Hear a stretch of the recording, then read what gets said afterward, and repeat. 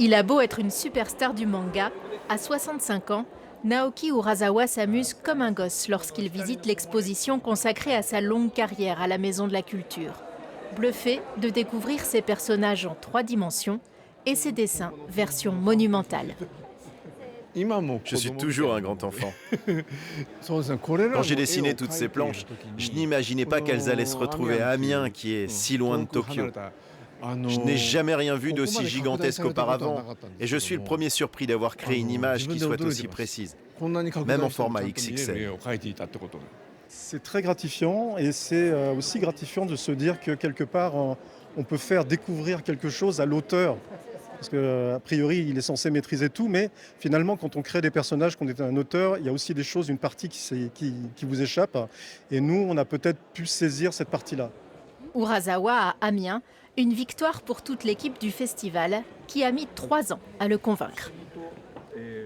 Je crois me souvenir que le premier roman que j'ai lu, en tout cas, le premier roman que j'ai lu de bout en bout m'a beaucoup ému. C'était 2 ans de vacances de Jules Verne. Il a nourri mon imaginaire. Alors que la ville d'Amiens, à laquelle Jules Verne était très attaché, m'invite pour ce festival, eh bien, je l'interprète comme un signe du destin.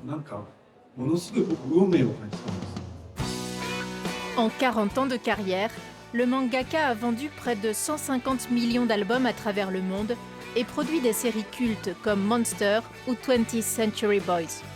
Dessinateur virtuose, il est connu pour ses intrigues haletantes, son découpage cinématographique et la richesse de ses personnages, même secondaires.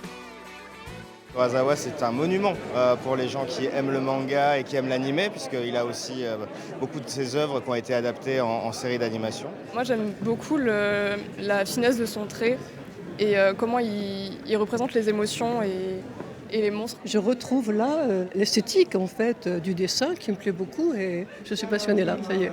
Il a fait un adepte de plus.